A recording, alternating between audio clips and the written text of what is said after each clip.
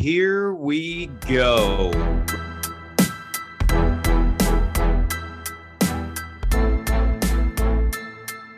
Welcome to the Nine Route Fantasy Football Podcast.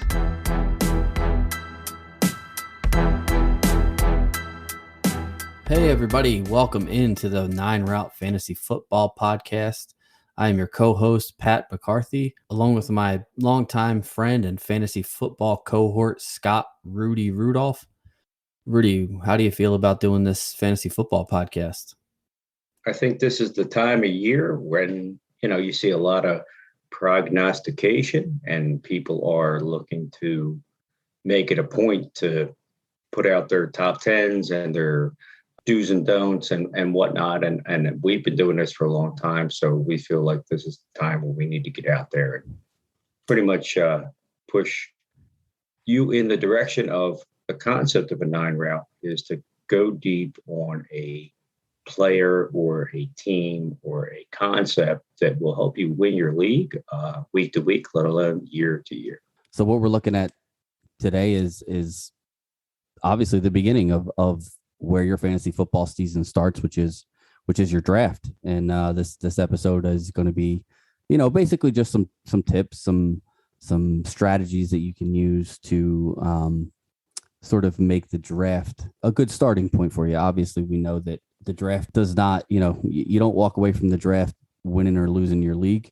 And there's a lot of in between there, but we do know that the draft is where you build that foundation for your team and where you can kind of pick up the pieces that you need to make up some trades and kind of set that path towards fantasy championship, and then I think that's what everybody is wanting to do here. Nobody plays fantasy football hoping to lose. So no, unless you like wearing a pink dress in a Waffle House, you want to make sure by standing on the side of the road with a chicken suit, whatever.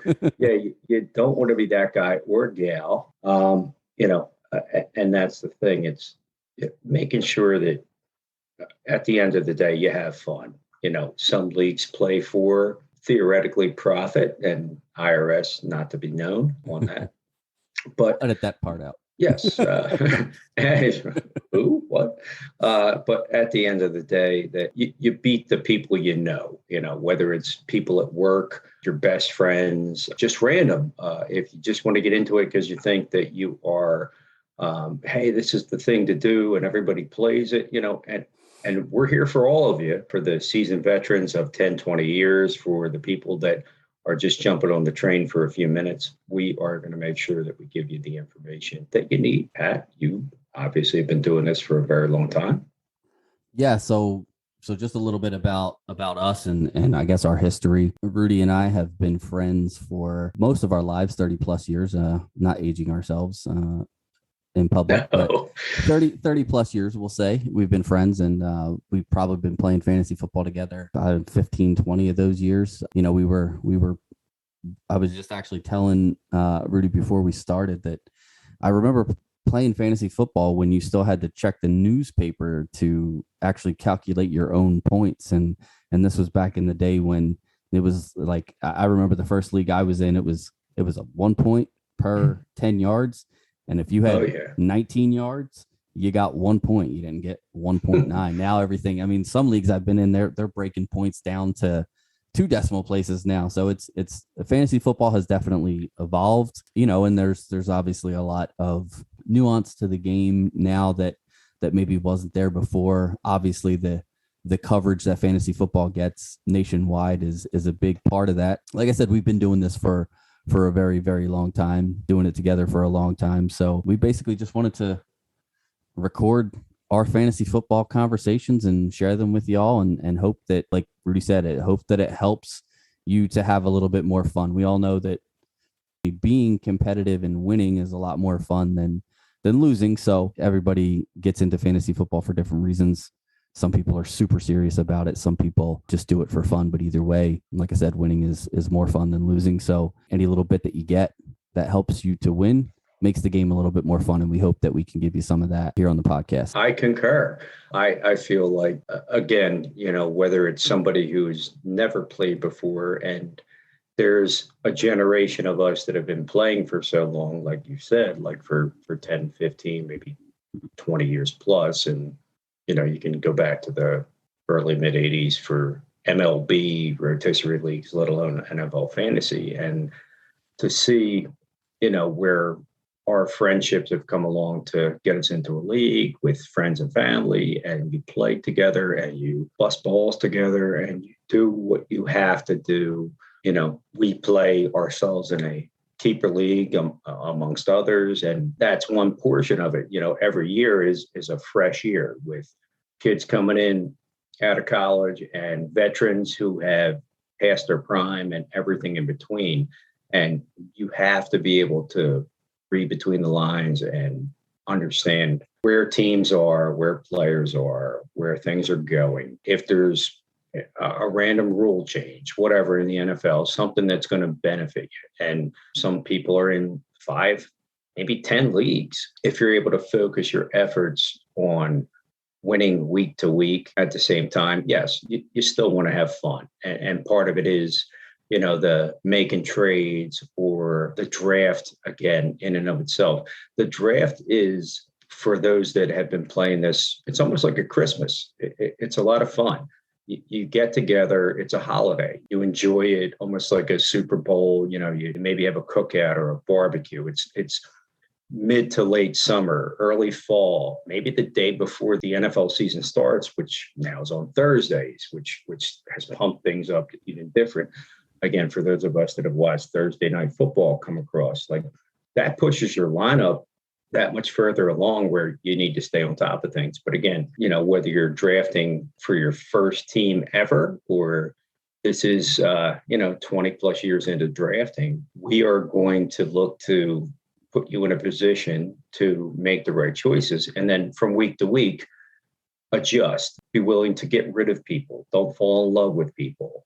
Make the moves that need it to win your league week to week, or again, whatever the case may be. But at the same time, make it a point to have a good time. It's funny that you talk about the draft, because I feel like people who, there's you're in a lot of leagues, and you mentioned, there's some guys out there that play in even more than 10 leagues, and it is what it is. If you're that into it and you can't get enough fantasy football, then that's great. Yeah. But that's kind of the way we are.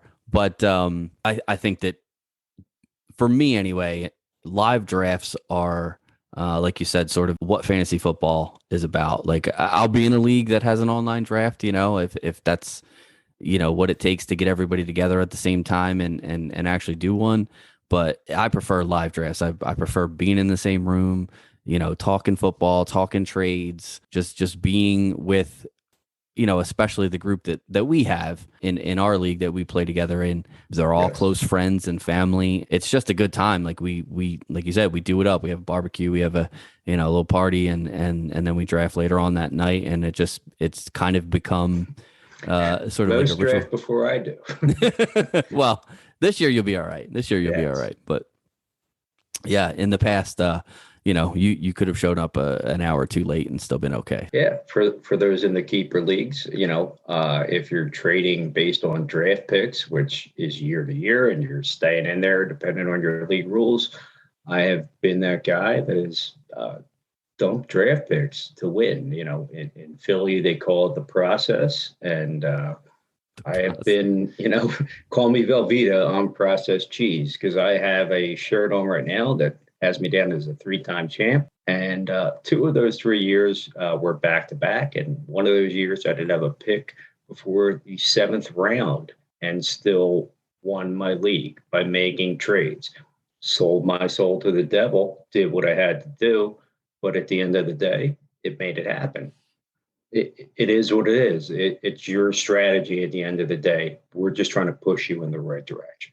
And that's proof. And that's proof that your strategy comes into play throughout the season. There's no magic system or anything like that that's going to win you a fantasy football league. It's just a matter of going out there and paying attention and trying to make trades and trying to start the right people every week. And that year that you won the league with no draft picks in the first 6 rounds, that was one of the most impressive feats I've I've seen in fantasy football. So yes, you can clap for yourself. I thought that was everybody listening, but appreciate it. Appreciate All it. three Everyone. people. Yes. That's what a golf clap sounds like from three Yes, people. very much so. All right. So what do you say? You want to dive into this draft strategies episode. So the first sort of, I guess, tip or strategy that we kind of want to give you is you should go into the draft with a plan. Obviously, most of the time that you're going into a fantasy football draft, you know where you're going to be, or at least you have an idea of where you are going to be drafting that year. Now, there are some leagues where you literally, it gets randomized and you don't find out until 2 minutes before the draft kicks off. But if you prepare yourself now and start mock drafting, for example, from each position, it gives you a leg up on the people in your league that are not doing that, because you kind of have an idea. If I get the first pick, I know who I want. If I get the 12th pick, what is my strategy going to be? And I guess the big part of the tip is have a plan going in, but keep your plan flexible. And what I mean by that is, and I'll just give you an example of sort of my plan for this year. And this is, this may put me at a disadvantage to any of our league mates that happen to listen to this. Who? I have no idea who. But the strategy for me for this year, and this is just looking at the players, like I said, I've already done, I can't even count, probably 150 mock drafts, trying out different strategies and different, combinations. And I feel like for this year, for me, what I feel works best is try my hardest to get one of those top tier running backs, which in the later episodes, if you keep listening, we'll talk to you a little bit about who those guys are if you don't know already. But I try to get myself a good stud running back in the first round, if possible. After that, to me this year, the running back pool sort of really gets murky after about 13 or 14, with Cam Akers going down, probably about 13 or so running backs that I like.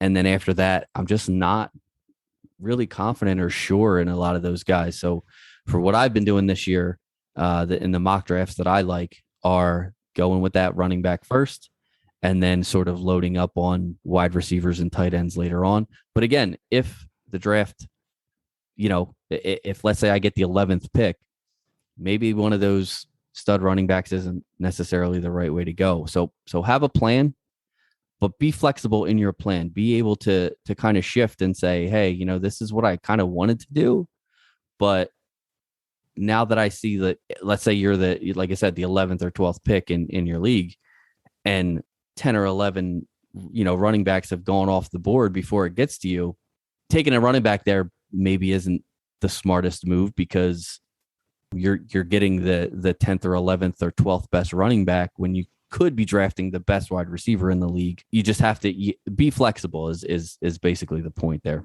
I mean, that's absolutely the concept. It's for those that go in with a plan. You can't be too rigid. It will break. You have to be bamboo. You have to be willing to be a little more fluid, to know that maybe you lost a shot on a guy that you had your heart set on versus taking the best player available. And I mean, it happens in the true NFL during drafts where they draft based on need, even though it's not the best player available, and they pass on this guy, and that guy turns out to be an all-pro, an all-timer, a Hall of Famer. But they didn't need an offensive lineman there. They didn't need a tight end there. They skipped it because they needed something. You need to stay fluid. You need to be willing to adapt, and don't get ticked off if the guy you kind of had your heart set on, but you're willing to wait and you gambled a little bit and that guy doesn't come around.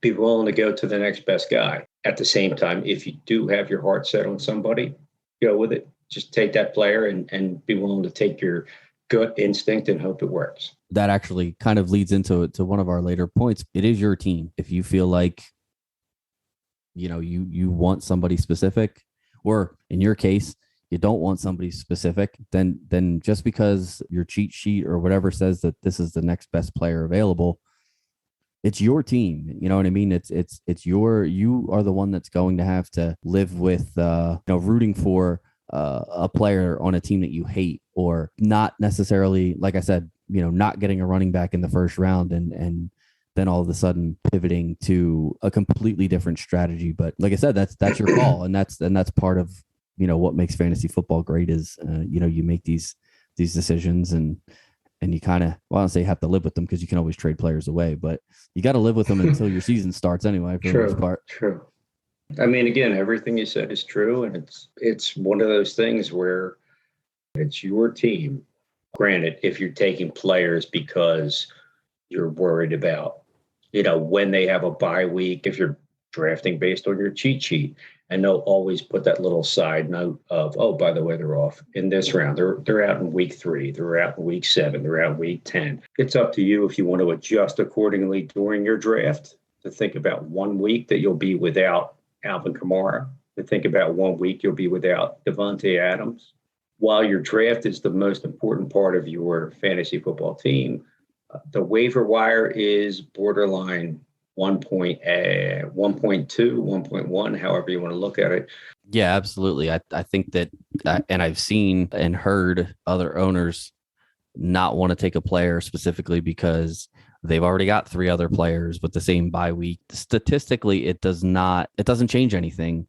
No. When players are on the same team. And my personal opinion on bye weeks is I would rather have most of my guys on a bye in 1 week, because then I take a loss that week, but I'm pretty much at full strength for the rest of the season. So it's not the end of the world to have, 3 or 4 guys with the same bye week. So, a lot of players don't want to do that. They want to sort of spread those bye weeks out. And I get that. I get the strategy behind it. I get the logic behind it, but that's the analytics nowadays. It's, sweating a bye week to give up on a stud player when it's a matter of ripping a Band-Aid off for a week. And then you're okay, I'm good. You know what? And maybe I lost that week because I lost that player, but at the end of the day, I'm going to win my season because those other 16 weeks, my guy is that guy. Right. You pick the best player, and if the bye week is the same, the bye week's the same, because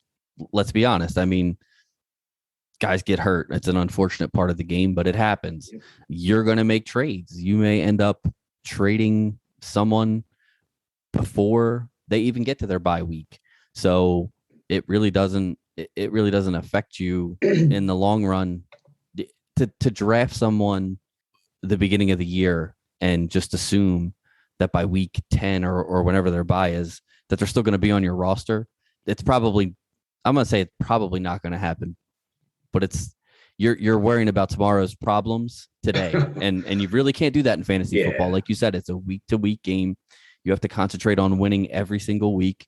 And when the bye weeks come, you figure that stuff out at the time.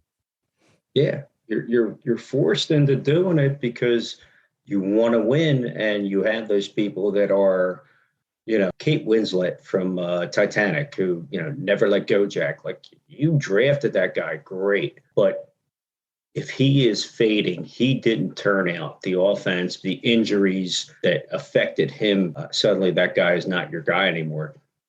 You do have to cut bait. You do have to let him go. And when you do that, it kind of stinks, because you think, oh, wow, I thought he was going to be, but you can't make it as personal as you want it to be, where you thought deep down, you went in with your game plan. You thought that this guy was going to be your guy. Like, last year I had as a keeper, I had Christian McCaffrey, who at the end of the day, I would have still not won the league, but because he went out, I had no shot after that. Well, I wasn't mad at him, but there was also, by the time I realized that he wasn't coming back, there was really nobody I could pick up. I had his handcuff, who stepped in and did admirable work, but there was not much I could do other than deal with it. I think I actually had his. Oh, wait, no, you did. You did Mike pick Davis. up. Yeah, you did pick up Mike Davis. You're right. All over some Mike Davis, trust me, who is now an Atlanta Falcon. In theory, I think he is their starting running back. Suddenly. So I think there's a team that went 180 except for the quarterback. Yeah. That's a guy I think we're going to be talking about here in an upcoming episode, I'm sure. So Oh, there's a lot of underrated, overrated. Perhaps? Yeah, well, there's a lot of speculation, in the fantasy football community about Mike Davis this year. So something that I think you and I will definitely dive into at some point. But one of the other things that I wanted to bring up, and it kind of goes a little hand in hand with the bye weeks, is your IR spot. You really want to make sure that you're paying attention. I play in quite a few leagues. Some of my leagues have multiple IR spots. Again, for those who are listening for the first time, IR is your injured reserve. So if somebody gets hurt and the team places them in their IR, usually the fantasy football websites are quick to follow suit and place them in an IR status, which means that they can be moved into your IR spot, your injured reserve spot, and make room for another player that you want to pick up to either substitute for that player or just somebody that you want to grab off the waiver wire. But those IR spots are basically free spots on your roster. And I'll give you an example of something that I did last year, not in our league, but in a different league that I was in. Dak Prescott went down. And, yes, he did. Yeah, he went down hard, and you knew he was done. Oh yeah, absolutely. That was a pretty gruesome looking injury, and he wasn't like he's ready for camp too. The Cowboys actually were at camp today. I was watching the NFL Network, and they were all cameras on Dak. That's Oh sure, drop back, 3-step, 5-step, 7-step. Where's he head? Yeah, how's he pivot? Just focused on the leg. Yep. But so I picked him up in a league, in another keeper league that I'm in. And he's going to end up being my keeper this year because, honestly, my roster was not great in that league. But that's the reason that I picked up Prescott, because I figured I can throw him in my IR spot and keep him there for the entire season and then keep him this year. Yeah, no, 100%. I mean, again, getting back to kind of leading in with McCaffrey, where knowing our league rules that have a percentage of play based where you can keep a keeper and things of that nature using an IR slot. If I had no shot to keep him, I would have just dumped them and been on with it. But being able to keep him, hoping he came back for a game and then was right back out again. And so I won by losing. Again, looking at like keeping somebody like Prescott, who puts up the stats and gets you numbers as a top 5 quarterback, your hope is he's going to be that guy this year. When it comes to those slots, at the same time, for those that have them in their league and knowing your league rules, if your team is, say, middling, or even if you're a top tier team, know your rules. You can always throw a guy in there, let's say a random big name player who went down with a basic injury at the beginning of the season. And, he'll be back next season. We know he'll be healthy. He'll be good to go. And he's always been a producer. If you want to throw him into an IR slot, he's on your roster and he's there going into the next year if you do a keeper league. And it buys you that spot. And then you get into the next year and you turn around and, well, suddenly all the media hype is saying that this guy is going to be healthy again.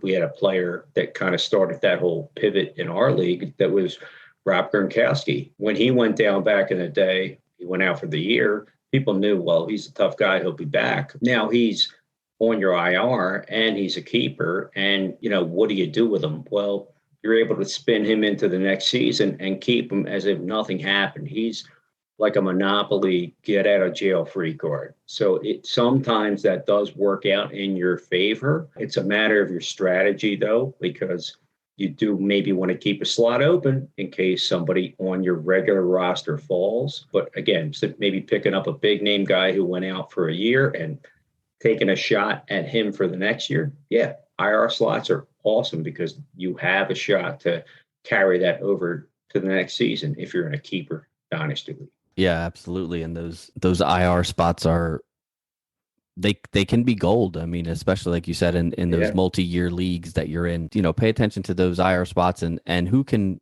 go in them, because not necessarily every injured player can go on IR. And most if you're using a fantasy football website, which I'm assuming 99.9% of people out there that are playing fantasy are using, an automated website, they'll automatically let you know, like, whether a player is eligible for your IR spot or not, or at least they'll give you a big old, smack in the face when you try to put somebody in there who isn't eligible. So, And you do get sometimes, what is it? I think sometimes you get the players on the suspended or right. the commissioner's list. So, you can take a crapshoot. I mean, I think probably everybody who had an IR slot, and I know, Pat, you were involved at times, was a Josh Gordon who was involved in being exempt or suspended or on the commissioner's list or just on the naughty list from Santa, but you kept him on like an IR slot. So wait, he didn't get any Christmas presents? No, well, he got back in the league and he got a contract. So yes, his present came a little bit in arrears. When it comes to IR spots and different things like that, you want to make sure that you're, in theory, saving him for top people at top positions. I like to if I take one of those positions early, like you were saying earlier about the running backs and the wide receivers sort of being the meat and cheese of your sandwich. I kind of see the quarterbacks and the tight ends as sort of being like the roll on that sandwich or the bread, You don't like avocado on toast? I mean, come on. We're trying to appeal to that crowd too, man. You are not an avocado on toast guy. Not even close, but I love those people. The grow my people. Yeah. Oh, yeah. I can imagine what it'd be like. It'd be great. Avocado is great. Toast is great. Just not a fan. Just not together. But I still love you.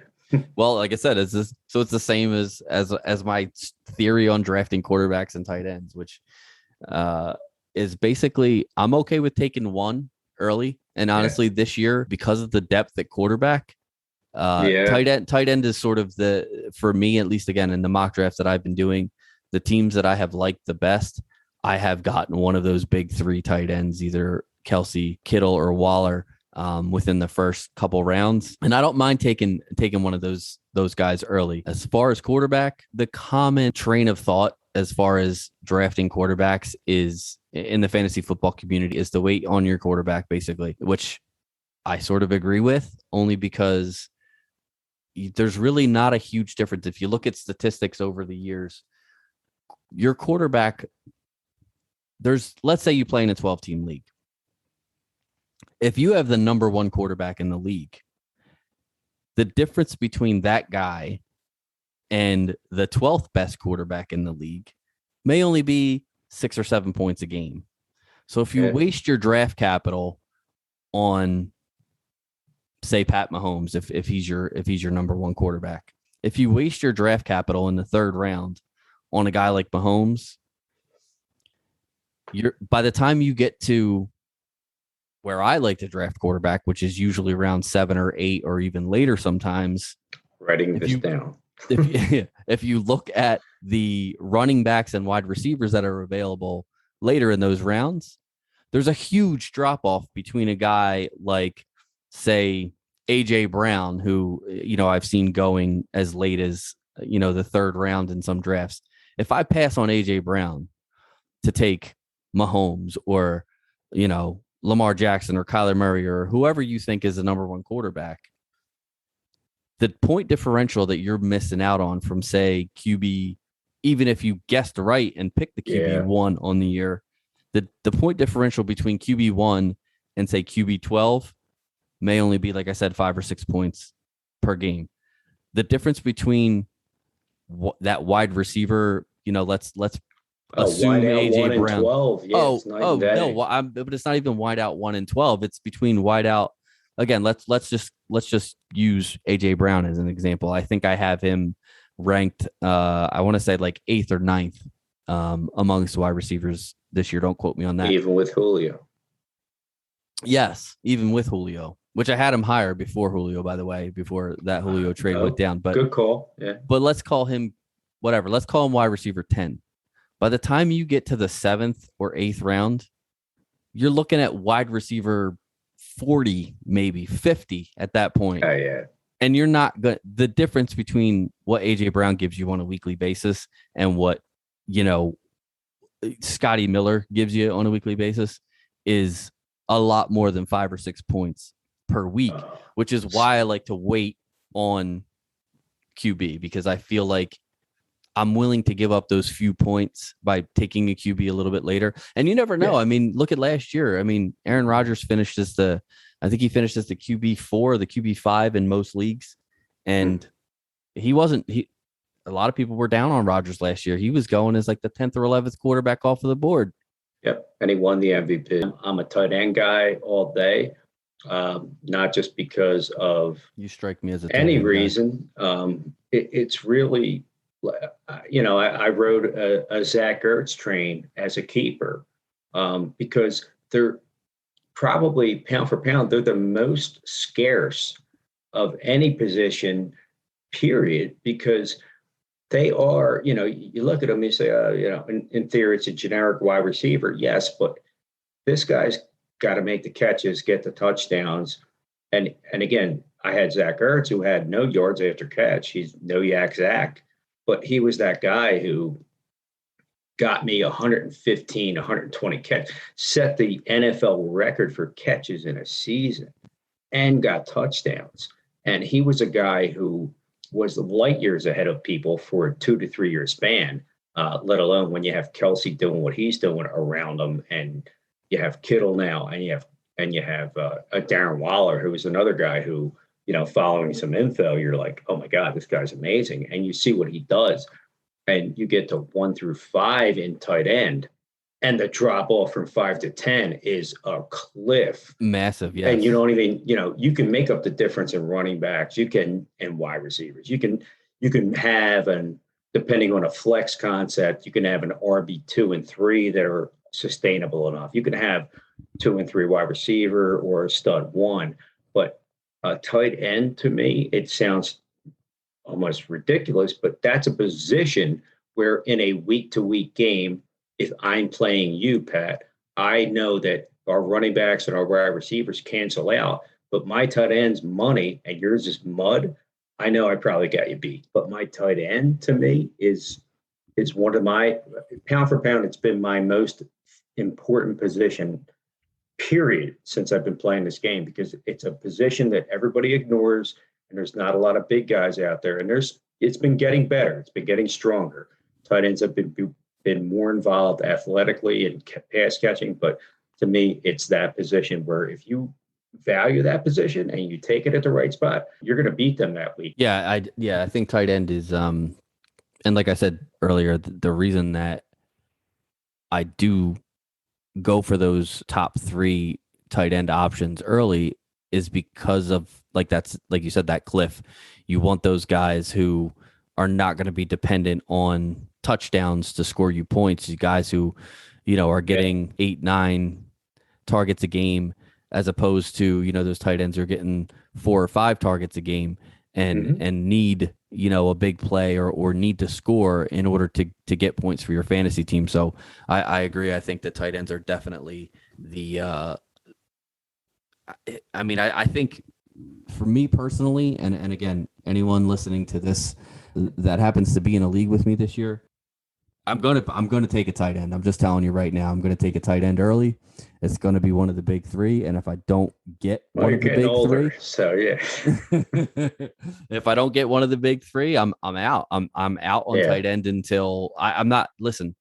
Nah, don't give up on it. I'm telling you. Well, no, I'm talking about just looking at my rankings and looking at least for me personally, the confidence that I have in that next tier of tight end. Mm-hmm. I just don't see them on my roster, on my fantasy roster, because for me, if I can't get one of those top few guys, I'm just going to basically punt that position and try to stream a tight end for the season, or try to grab somebody late that I think has potential to break out. That's basically the way I'm looking at the tight end position this year, is top 3 guys, or wait until basically, I can snag maybe a somebody like a Tyler Higbee late, or I really like Jonnu Smith this year. So I Well, don't God I don't bless you. yeah.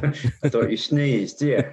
No, you're right. I mean, you should wait in a sense, but and I know you're going to talk in a second about like doing the math where you want to make sure that again you don't maybe completely abandon the position because at the same time down the road, you might get into round like 7, 8, 9, and you're debating on a pick. You do want to take somebody that's out there that is a borderline guy. But again, it's a position where, if you've done some research and you look at the offense behind it, like you just said, a Tyler Higbee, who is now on the Rams, and he's that guy, and he's going to have in my opinion, light years better quarterback at Matthew Stafford instead of Jared Goff with that offense to play with those toys with Sean McVay, who makes his guys produce. I mean, again, one of my guys who's going to probably be a keeper for me now is Robert Woods, especially with the Cam Akers injury, because he's going 3 wide and using his tight end on that level. That's a guy who may have been borderline for you. Again, a Higbee, who now you're looking at, well, we had 3 touchdowns against the Eagles last year. And, he's that guy. Is he going to be able to sustain that? Maybe no, but he's going to win you a couple weeks. Absolutely.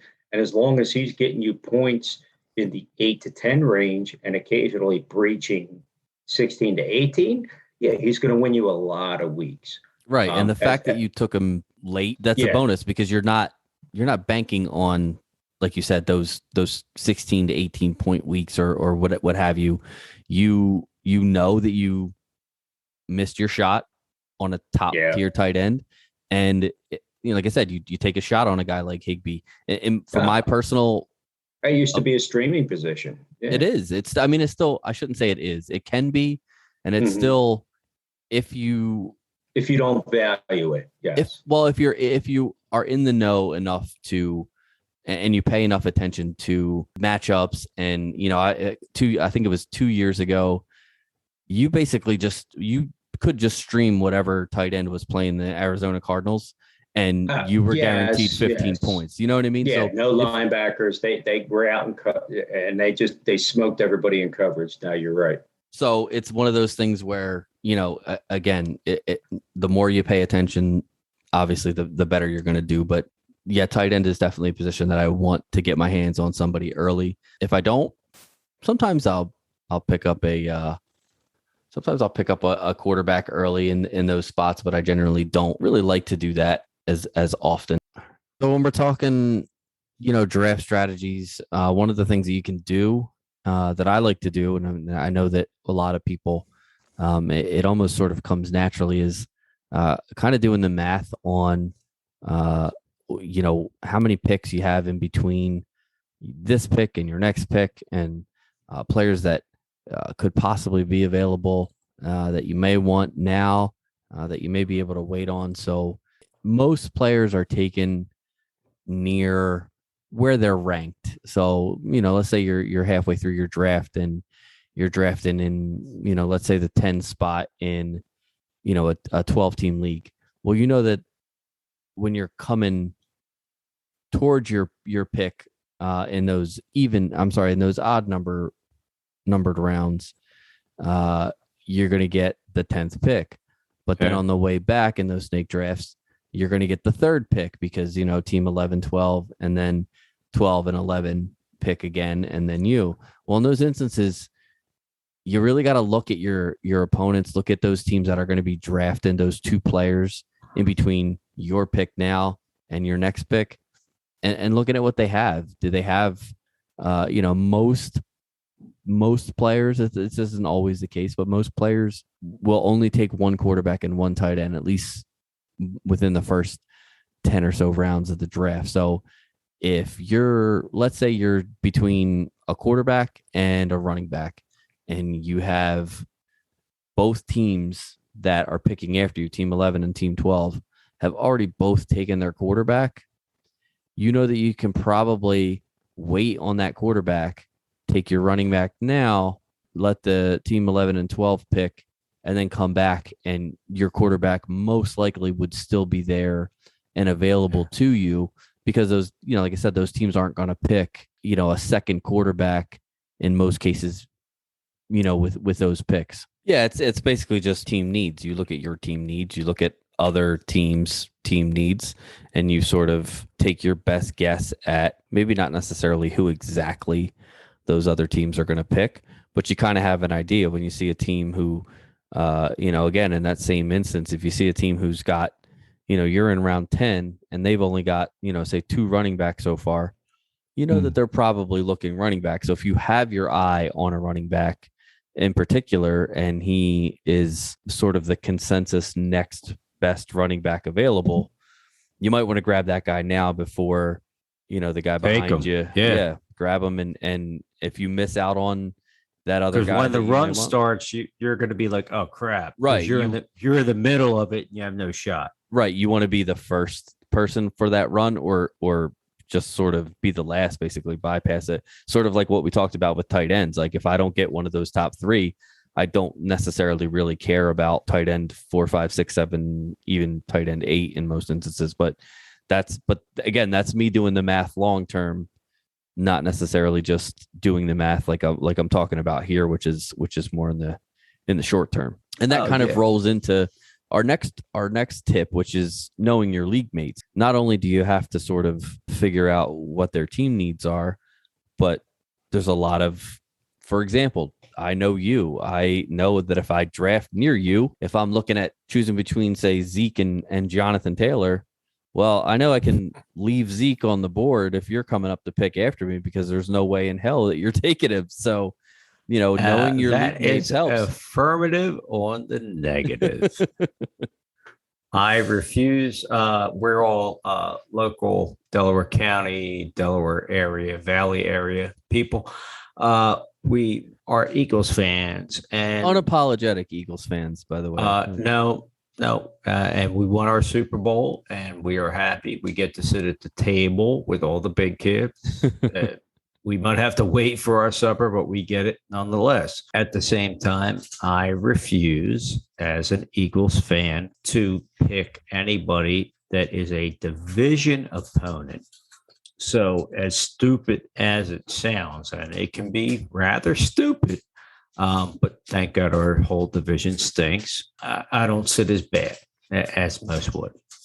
Yes. No, I mean, here's the thing. You're like you said, you're not missing out on a huge player pool. If you, yeah.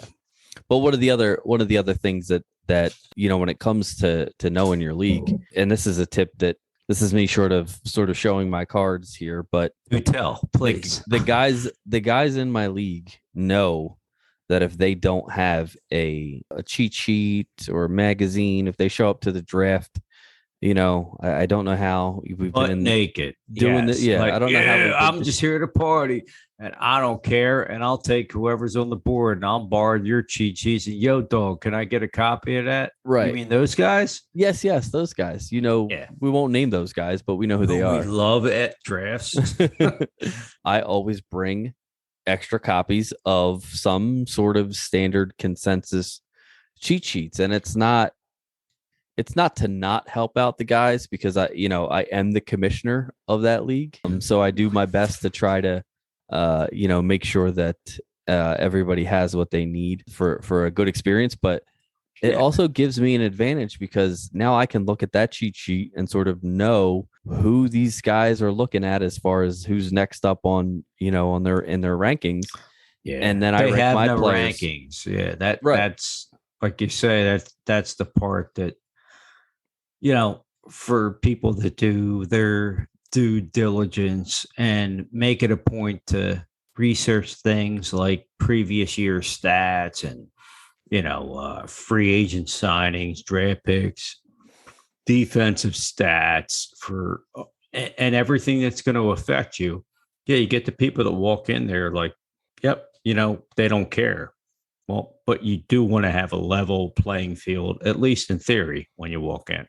Right. And those guys, if they're not, listen, not everybody gives a crap as much as we do about fantasy football.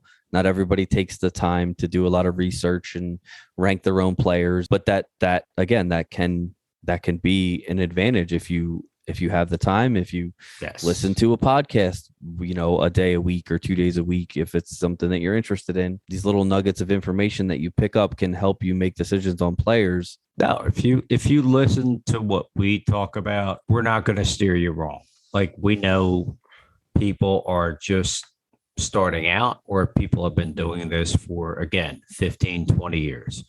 But at the end of the day, we're not just giving you opinions based off of how we feel about players, as much as we know that, hey, look, I don't like this guy. I don't like Ezekiel Elliott at all. I don't root for the Dallas Cowboys, but I'll tell you, he's a top 3 running back for this week based on his matchup. The next tip is sort of similar to the last one, in the fact that it's also about knowing your league scoring system and the rules. Yes. I should say, not just the scoring system, but also the rules. Does your league offer bonuses for certain things? Do they have? Yes. Again, the league that we are in together is a keeper league. That changes certain decisions that you may make throughout the season, even going to the draft. Something that we had talked about before is how many years can you expect to get out of a player when you draft them? Because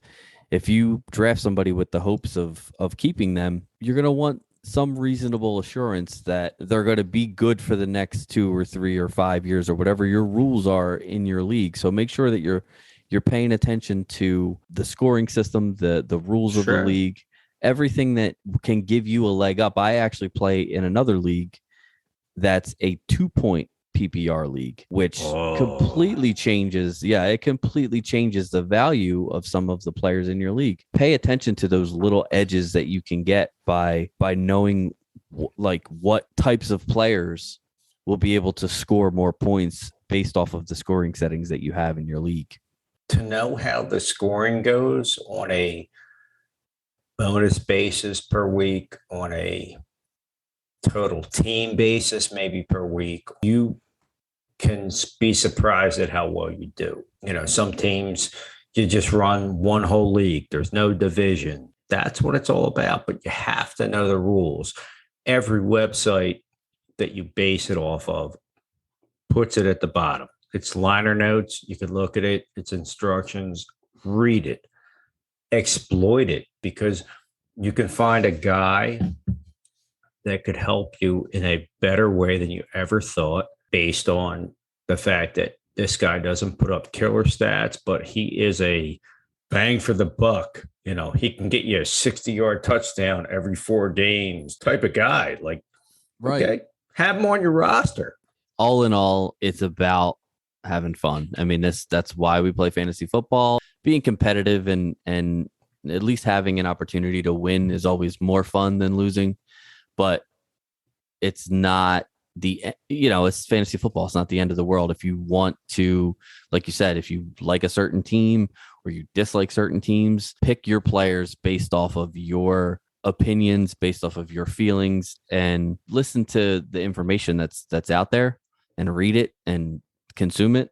But all in all, remember that this is your team. And if you get to a point where, you're deciding between a couple of players, go with the guy that your gut is telling you, with the guy that you like. And if you're in it to play seriously and you really winning is the only option for you, then then pick that way. You're the boss. You're the GM of your own team. So you go about it the way you want to go about it, and let the chips sort of fall where they may at that point.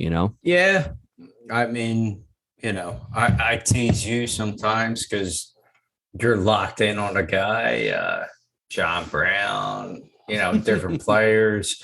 At the same time, you have a feeling for them, and they turn out to be a contributor to what you're putting together.